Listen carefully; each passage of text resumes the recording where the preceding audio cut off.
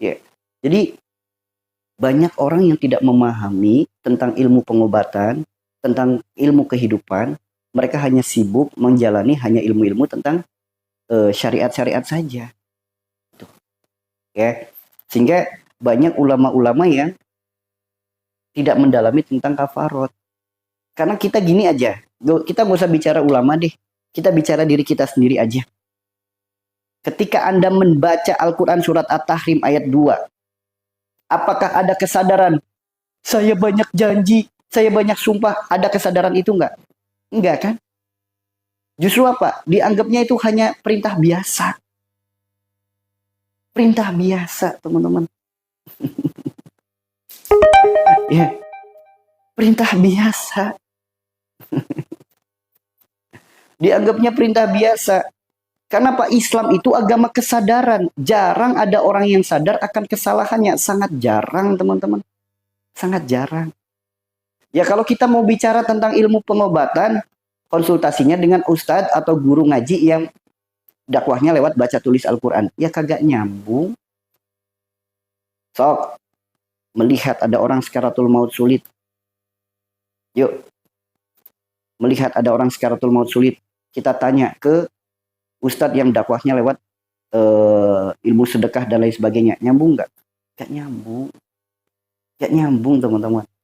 Nah, itu pun ada satu permasalahan di mana di saat kami mendalami ilmu pengobatan, di saat kami mendalami ilmu kehidupan, ketika kami dihadapkan ada penyakit disebutnya dalam dokter, dalam medis penyakit genetik, penyakit keturunan. Sedangkan Rasulullah mengajarkan untuk memperbaiki penyebab, bukan menyalahkan yang lain. Otomatis apa? Kita berpikir apa sih penyebab penyakit genetik itu? Dari dosa apa penyebabnya adanya penyakit genetik itu? Kenapa sampai terjadi turun-temurun, sampai ke anak-anaknya, sampai ke cucunya, belum juga beres? Kenapa? Makanya hayu teman-teman, terbukalah Al-Quran surat Al-Ma'idah ayat 89. So, teman-teman buka Al-Quran surat Al-Ma'idah 89, langsung muncul kesadaran nggak? Oh, saya pengen gugurin janji, saya pengen gugurin sumpah kah? Enggak kan? Karena udah disampaikan. Lisan itu mudah diucapkan dan sulit untuk diingat.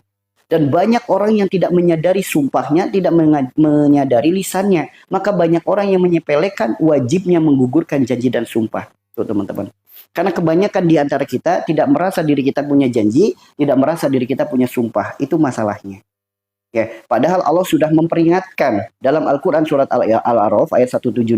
Sebelum kita lahir, kita udah berjanji sama Allah. Bukankah kita sering mendengar itu dari ulama-ulama yang lain? Sebelum ruh ditiupkan, ruh sudah berjanji, ruh sudah bersumpah. Oh, ingat nggak? Sadar diri nggak kita punya janji, punya sumpah? Tetap aja kan belum sadar. Nah, itu masalahnya teman-teman. Ya, makanya ayo mulai saat ini segera berkafarot, gugurkan janji dan sumpah-sumpah kita. Gugurkan ucapan-ucapan kita, gugurkan. Atau mungkin boleh jadi kita dapat ucapan-ucapan dari orang lain. Hal yang paling sederhana saja, bahkan terbukti nyata. Ada orang rumah tangga, sampai ada yang 3 tahun, 5 tahun, 6 tahun, 9 tahun, 10 tahun, 15 tahun. Bahkan kemarin terakhir yang saya tangani tentang rumah tangga, 25 tahun pernikahan. Apa masalahnya? Belum dapat keturunan. Nah, belum dapat keturunan. Kemudian mengikuti saran dan nasihat sesuai dalam Al-Quran dan Sunnah Nabi kita. Kemudian saya berpesan kepada orang tersebut untuk berkafarot. Karena boleh jadi ada ucapan. Sederhana saja ucapannya.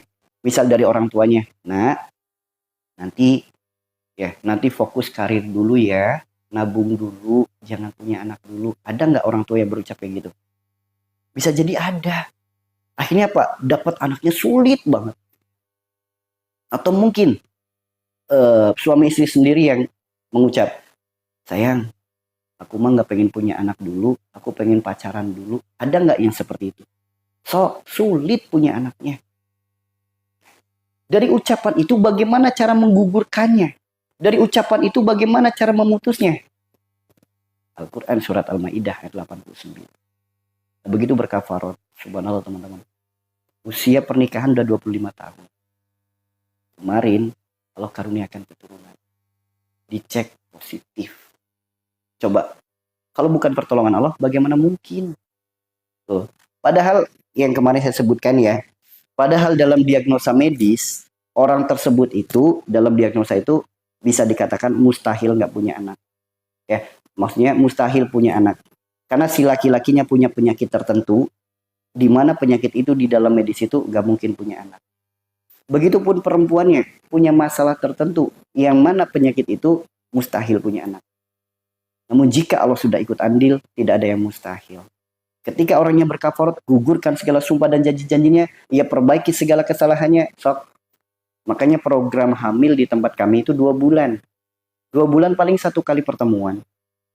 Ya, 2 bulan itu paling 1 kali pertemuan. Nah, melihat banyak mereka yang akhirnya hasil positif. Banyak juga yang nggak berhasil. Semua apa sih tergantungnya? Allah berfirman, Allah tidak akan merubah suatu kaum sebelum ia merubah dirinya sendiri. Jadi kalau dia bersungguh-sungguh dalam menjalankan ketaatan, pasti hasilnya akan kebaikan. Karena kemarin ada yang ini yang terbaru ya, 25 tahun pernikahan teman-teman. 25 tahun usia pernikahan, belum punya anak sekalipun. Dari awal nikah itu nggak ada tanda-tanda punya anak. Kemudian cek ke dokter dan lain sebagainya, ternyata dicek si laki-lakinya punya masalah, ada penyakit, yang mana dalam medis itu penyakit itu mustahil punya anak. Si perempuannya pun sama, ada masalah di wilayah itu, yang mana dalam medis itu secara ilmu medis mustahil punya anak. Namun saya kembali semangatin orang tersebut, meyakinkan orang tersebut, manusia punya kendala, Allah punya kendali.